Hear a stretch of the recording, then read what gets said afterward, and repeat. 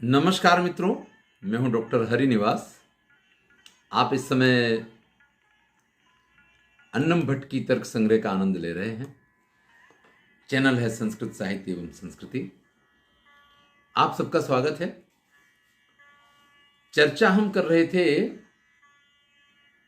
सभी प्रकार के व्यवहार का जो हेतु ज्ञान है उसको बुद्धि कहा गया है, और उस ज्ञान के दो प्रकार हैं, एक स्मृति रूप और दूसरा अनुभव रूप।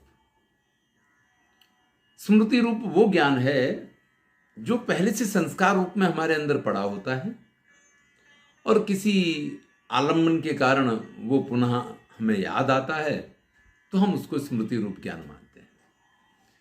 अनुभव रूप जो ज्ञान है उसके दो प्रकार हैं, एक यथार्थ अनुभव, एक अयथार्थ अनुभव। यहां यथार्थ अनुभव की जगह अगर हम सत्य ज्ञान और असत्य ज्ञान इन दो शब्दों का प्रयोग करें तो हमारे लिए इसको समझना सरल हो जाएगा। तो सत्य ज्ञान क्या है, यानी यथार्थ अनुभव क्या है? जो जैसा है उसी रूप में उसका ज्ञान यथार्थ अनुभव है, और जो जो नहीं है उस रूप में उसका ज्ञान होना यह असत्य ज्ञान है। इसी को यथार्थ अनुभव कहा गया है। यथार्था अनुभव चतुर्विधा। वो जो यथार्थ अनुभव है यानी सत्य ज्ञान है वो चार प्रकार का होता है। प्रत्यक्षानुमिति उपमिति शाब्द भेदात। प्रत्यक्ष ज्ञान, अनुमित्यात्मक ज्ञान, उपमित्यात्मक ज्ञान और शाब्दात्मक ज्ञान। तत्करणम अपि चतुर्विधम। उसके करण भी चार होते हैं। कौन कौन से? तो कहते हैं प्रत्यक्ष, अनुमान, उपमान, शब्द भेद। प्रचलन में करण की अपेक्षा ये प्रमाण के रूप में अधिक प्रचलित हैं। प्रत्यक्ष प्रमाण, अनुमान प्रमाण, उपमान प्रमाण और शब्द प्रमाण। अब चूंकि यहां प्रमाण शब्द का प्रयोग नहीं किया है तर्क संग्रहकार ने, वो कहते हैं तत्करणम, यानी उन्होंने प्रत्यक्ष, अनुमान, उपमान और शब्द को करण के रूप में कहा है। तो करण क्या होता है ये हमें समझना पड़ेगा। या तो हम प्रमाण को समझें या हम करण को समझें, हमें समझना तो प्रमाण को समझने के लिए भी करण को तो समझना ही पड़ता है, क्योंकि वहां तर्क भाषाकार ने परिभाषा दी है प्रमा करणम प्रमाणम। प्रमा का जो करण है उसी को तो प्रमाण कहा गया है। तो चलिए यहां भी हम करण के बारे में जानते हैं। व्यापारवद साधारणम कारणम करणम। ये तर्क संग्रहकार ने परिभाषा दी है कि व्यापार वाला जो असाधारण कारण है वो करण है। वैसे अगर हम व्याकरण में जाएं तो पाणिनि ने इसकी व्याख्या दी है साधक तमम करणम। दूसरी परिभाषा ऐसी भी मिलती है कि प्रकृष्टम कारणम करणम। जो प्रकृष्ट कारण है वो करण है। यहां हमें जो परिभाषा मिलती है व्यापारवत साधारणम कारणम करणम। व्यापार वाला जो असाधारण कारण है वो करण है। चलिए तो व्यापारवत साधारणम कारणम करणम कहें, साधक तमम कारणम करणम कहें या प्रकृष्टम कारणम करणम कहें, इन तीनों ही स्थिति में करण को जानने के लिए कारण का जानना अनिवार्य है, क्योंकि कारण ही करण होता है। कहीं व्यापारवत साधारण कारण करण है, कहीं साधकतम कारण करण है, कहीं प्रकृष्ट कारण करण है। तो पहले कारण की ही बात कर लेते हैं। तो कारण की परिभाषा देते हुए कहते हैं अन अन्यथा सिद्ध कार्य नियत पूर्ववृत्ति ही कारणम। देखिए दो शर्तें हैं। पहली शर्त यह है कि कारण जो है कार्य से पहले विद्यमान रहेगा, नियत पूर्ववृत्ति है, कार्य से पहले कारण अवश्य होगा। और दूसरी बात है कि अन अन्यथा सिद्ध वो होना चाहिए। अन अन्यथा सिद्ध का अर्थ यह हुआ कि उस कारण के बगैर वह कार्य नहीं होगा और वो कारण किसी अन्य कार्य के लिए उपयुक्त नहीं हुआ होना चाहिए। ये दोनों ही शर्तें उसमें हैं, तभी अन अन्यथा सिद्ध है। एक उदाहरण दें आपको कि अगर आपको दही जमाना है तो आपको दूध की आवश्यकता है। अब 1 गिलास दूध आपके पास है तो दही के लिए उससे पहले कारण विद्यमान है कि दूध से दही जमेगा, तो दूध उसका कारण है, दूध पहले विद्यमान है, तो पूर्व भाव तो उसका हो गया। लेकिन अगर उस 1 गिलास दूध में से आप चाय बना देंगे, यानी उसका कहीं और उपयोग कर लेंगे, तो फिर उस दूध का आप दही कहां से बनाएंगे? आपके पास तो दूध बचेगा ही नहीं। अगर उसी दूध से आपको चाय बनानी थी तो चाय के लिए भी वो दूध कारण था, लेकिन अगर आपने उसमें से दही बना दिया है तो फिर आप चाय नहीं बना सकते हैं। यानी दही के लिए दूध अनिवार्य है तो दूध अनिवार्य है, दूध के बिना दही नहीं बनेगा तो नहीं बनेगा। अब भाई हम आजकल जो डुप्लीकेट सब कुछ चल रहा है उसकी बात नहीं कर रहे हैं, हम तो संस्कृत के काल की बात करते हैं जब ये सारी चीजें इस प्रकार से नहीं हुआ करती। तो इस प्रकार से कारण किसको कहेंगे? जो कार्य से पहले हो और जिसका किसी और में प्रयोग ना हुआ हो और जिसके बिना कार्य संभव ना हो, वही उसका कारण हो सकता है। कारणम त्रिविधम, ये कारण भी 3 प्रकार के होते हैं। समवायी, असमवायी, निमित्त भेदात। एक कारण है जिसको समवायी कारण कहा जाता है, एक कारण है जिसको असमवायी कारण कहा जाता है, और एक कारण है जिसको निमित्त कारण कहा जाता है। ये 3 प्रकार के कारण होते हैं। सबसे पहले समवायी कारण को समझाते हैं। यत समवेतम कार्यम उत्पद्यते तत् समवायी कारणम। समवेत रूप से जिसमें से कार्य उत्पन्न होता है उसको समवायी कारण कहते हैं। यानी कार्य के अंदर जो विद्यमान रहता है वही उसका समवायी कारण है। जैसे दही के अंदर दूध 100% जो दूध आपने जमाया था वो दही के अंदर विद्यमान है, तो दूध जो है वो दही का समवायी कारण हुआ। तो तंतवः पटस्य समवायी कारण, तंतु जो है वो पट का समवायी कारण है। एक कपड़ा जो है, अगर आपके पास सफेद कलर का धागा है तो सफेद कलर का कपड़ा तैयार होगा, लाल कलर का धागा है तो लाल कलर का कपड़ा तैयार होगा। आपके पास लाल सफेद 2 कलर का है और आप उसको मिक्स करके बनाएंगे तो लाल सफेद प्रकार का आपका कपड़ा तैयार होगा। यानी तंतु जैसा होगा पट भी वैसा ही तैयार होगा। इसी प्रकार से पट जो है स्वगत रूपादेह समवायी कारणम, अपने रूप के लिए पट जो है वो समवायी कारण है। 2 चीज हो गई, एक पट हो गया, एक पट रूप हो गया। तो पट का समवायी कारण तंतु है और पट रूप का समवायी कारण पट है। यानी कपड़ा जो रूप है कपड़े का वो कपड़े से ही है, तो वो उसका समवायी कारण है। दूसरी तरीके से एक उदाहरण और ले लें कि घड़ा बनाना है, मिट्टी से घड़ा बना, तो मिट्टी जो है वो घड़े में विद्यमान है, समवेत रूप से है। यानी अगर मिट्टी को निकाल दो तो फिर घड़ा नहीं रह जाएगा।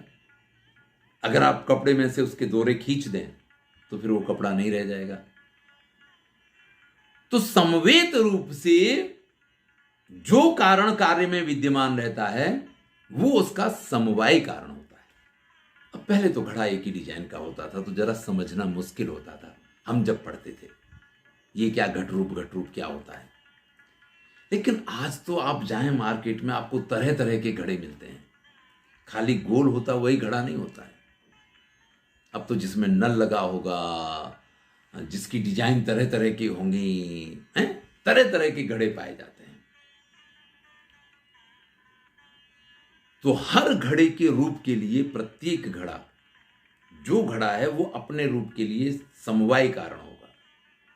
यानी गोल घड़ा है ना, तो वो गोल घड़े के रूप का समवायी कारण होगा। अगर किसी ने चौरस घड़ा बनाया है या किसी ने और किसी डिजाइन का घड़ा बनाया है, अंडाकार बनाया है, तो वो अपने रूप का समवायी कारण होगा।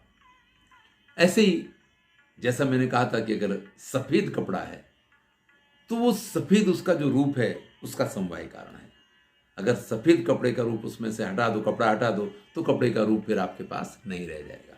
जैसे मैंने कहा कि मिट्टी निकाल दो तो घड़ा नहीं बचेगा, दोहरा निकाल दो तो कपड़ा नहीं बचेगा, ऐसे कपड़ा निकाल दो तो कपड़े का रूप भी नहीं बचेगा। ये तो हुआ समवाय कारण, यानी जिसके बिना कार्य संभव ना हो वो समवाय कारण है। समवाय कारण को अगर आप कार्य में से निकाल देते हैं तो फिर वो कार्य रह नहीं जाएगा, कार्य फिर से समाप्त हो जाएगा, उसका नाश हो जाएगा। कार्येण कारणेन वा सहैकस्मिन् अर्थे समवेतम कारणम असमवाय कारण। भाई कार्य और कारण के साथ में जो हमेशा एक साथ विद्यमान रहता है समवेत रूप से, वो असमवाय कारण है। अब देखिए, दोहरा है, कपड़ा बनाना है, लेकिन दोहरे और कपड़े का जब संयोग होगा ना, मिलन होगा ना, एक दूसरे से दूसरे दोहरे का, एक तंतु से दूसरे तंतु का जो मिलन होगा ना, तो जब तंतु विद्यमान है और कार्य यानी कपड़ा जो बन रहा है, उन दोनों के बीच में जो प्रक्रिया चल रही है, जो उनका संयोजन की प्रक्रिया चल रही है कि एक तंतु से दूसरा तंतु जुड़ता है, फिर तीसरा आके जुड़ता है, फिर ऐसे जुड़ता चला जाता है और एक कपड़ा बनता चला जाता है। तो ये जो तंतुओं का संयोग है वो उसका असमवाय कारण हुआ। देखिए, असमवाय कारण की परिभाषा क्या दी है कि कार्येण कारणेन वा सह एकस्मिन् अर्थे समवेतम। जो कार्य और कारण में सह, उसके साथ में, एकस्मिन् अर्थे, यानी जब कारण में से कार्य हो रहा है उस समय उसकी यहां उपस्थिति भी है। और कैसी उपस्थिति? समवेतम कारणम। भाई अगर हम ये कहते हैं ना कि कपड़े में से अगर दोरे निकाल दिए जाएं तो कपड़ा नहीं रहेगा, या घड़े में से मिट्टी निकाल दी जाए तो मिट्टी नहीं रहेगी,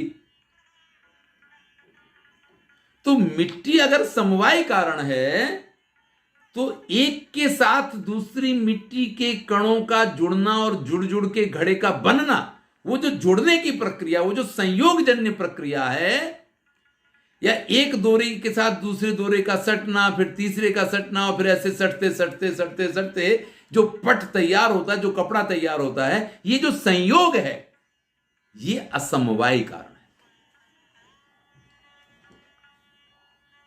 मेरे ख्याल से बिल्कुल स्पष्ट है। आपने दूध में से दही बनाना है, दूध है आपके पास, लेकिन उसमें वो जो थोड़ा सा मेरवण जिसको बोलते हैं, थोड़ा सा जो दही पहले डालना पड़ता, मिलाना पड़ता और हिलाना पड़ता है, तब वो दूध का दही बनता है। ऐसा नहीं कि दूध को आपने रख दिया और बाद में वो दही बन गया, नहीं।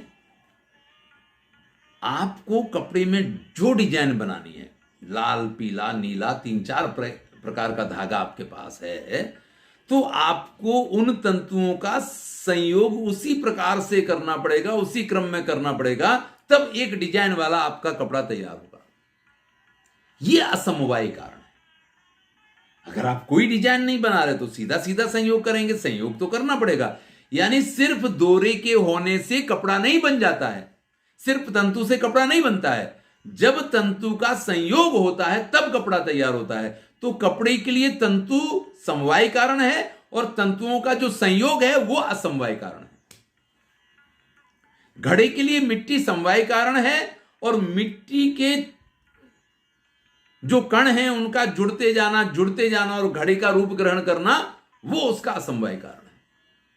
चलिए, समवाय असमवाय तो आपकी समझ में आ गया। यहां पे कहा है यथा तंतु संयोगः पटस्य, तंतु का संयोग पट का समवाय कारण है। तंतु रूपम पट रूपत से समवाय कारण। अब तंतु का रूप जो है पट रूप का समवाय कारण है। मैंने कहा कि जैसे तंतु के रूप होंगे लाल, पीला, नीला, आप जोड़ेंगे तो पट का रूप भी लाल, पीले, नीले से मिश्रित जो बनना है वो बन के तैयार होगा। तो यहां ये कह दिया कि तंतु संयोग जो है वो पट का असमवाय कारण है और तंतु रूप जो है वो पट रूप का समवाय कारण है। यानी घट रूप जो है वो घड़े के रूप के लिए असमवाय कारण है। चलिए, हमने समवाय को समझा, हमने असमवाय को समझा। तद उभय भिन्न कारणम निमित्त कारणम, निमित्त कारण को भी जान लेते हैं। इन दोनों से जो भिन्न कारण है वो निमित्त कारण है। यथा तुरी वेमादिकम पटस्य, जैसे तुरी वेमा इत्यादि पट के निमित्त कारण है। यानी आप किसी स्विस मशीन पे भी कपड़ा बना सकते हैं उन डोरों के साथ में। आप किसी हथकरघा मशीन पे भी कपड़ा बना सकते हैं। खादी जो है वो हाथ की मशीनों से भी, जिसको हथकरघा बोलते हैं, उससे बना लिया जाता है। उसका यान भी तकली से डोरी काट के बना लिया जाता है। डोरी के बिना कपड़ा नहीं बनेगा, डोरी के संयोग के बिना भी कपड़ा नहीं बनेगा। यानी समवाय कारण और असमवाय कारण तो होने चाहिए और होने चाहिए, लेकिन निमित्त कारण बदल सकते हैं। तुरी वेमा भी हो सकती है, यानी जो हथकरघा मशीन में सब दोरे चढ़ा दिए जाते थे, फिर उनमें एक दोरा आता है, फिर खटाक की आवाज होती है, वो जुड़ जाता, फिर आता खटाक खटाक खटाक खटाक, जो चलता रहता और कपड़ा आगे बनता रहता है, वो तुरी वेमा हुआ करता था। आजकल मशीनें हैं, मशीनों पे यान चढ़ जाता है और कपड़ा जो है थप्पी की थप्पी, थप्पी की थप्पी, थान के थान निकलते चले जाते हैं। तो मशीन जो है या तुरी वेमा जो है वो कपड़े का निमित्त कारण, निमित्त कारण के बिना कपड़ा नहीं बने ये आवश्यक नहीं है। भाई, हाथ से भी बिना जा सकता है, मशीन से भी बिना जा सकता है, किसी बहुत महंगी मशीन से भी बनाया जा सकता है। अंतर यह होगा कि कपड़े की क्वालिटी में फर्क पड़ेगा, लेकिन कपड़ा तो बन ही सकता है हाथ से भी और मशीन से भी। तो समवाय कारण के बिना काम नहीं होगा, असमवाय कारण के बिना काम नहीं होगा, लेकिन निमित्त कारण जो है उसको बदला जा सकता है। अगर आपको रेशमी कपड़ा बनाना है तो यह अनिवार्यता है कि उसका समवाय कारण रेशमी होना चाहिए। अगर आपको काला कपड़ा बनाना है तो यह आवश्यक है कि उसका समवाय कारण काला होना चाहिए, नहीं तो बाद में आपको रंग बंग करना पड़ेगा। जब कपड़ा बन के तैयार होगा तब काला नहीं होगा, फिर आप उसको रंगे जो करें वो एक अलग बात है। लेकिन अगर पहले से आपको काला बनाना है तो कारण उसका उसी प्रकार का होना चाहिए, ये समवाय कारण है। लेकिन निमित्त कारण से फर्क नहीं पड़ता है। निमित्त कारण आगे पीछे होगा तो हाँ, आप ये कह सकते हैं कि उतना अच्छा कपड़ा नहीं बना, उतना श्रेष्ठ नहीं बना, पर कपड़ा तो बना है। हमारे यहां कपड़े की बात। तो समवाय और असमवाय से जो भिन्न कारण होता है उसको निमित्त कारण कहा गया है। और निमित्त कारण की परिभाषा ये है, देखिए, कारण तो वो भी आवश्यक है। ऐसा नहीं कि समवाय असमवाय के सामने हम उसकी अवगणना कर दें। अवगणना तो नहीं की जा सकती है, लेकिन ये मशीन नहीं तो दूसरी मशीन चल जाएगी, लेकिन बिना दोरे के कपड़ा नहीं बनेगा। ऐसे घड़े को चाक पे भी बनाया जा सकता है, और कोई होशियार कारीगर है तो वो हाथ से ठोक पीट के भी घड़ा तैयार कर लेगा मिट्टी में से, तो दोनों ही तरीके से घड़ा बन सकता है। तो चाक है तो चाक निमित्त कारण बन जाएगा, और व्यक्ति कुछ इस प्रकार के साधनों को लेके और ठोक पीट के अगर घड़े को बना रहा है तो वो उसके साधन उसके निमित्त कारण बन जाएंगे। चलिए भैया, अगर आपने 3 कारणों को समझ लिया तो मेरा प्रयास सार्थक हो गया है। धन्यवाद। मैं हूं डॉक्टर हरिनिवास।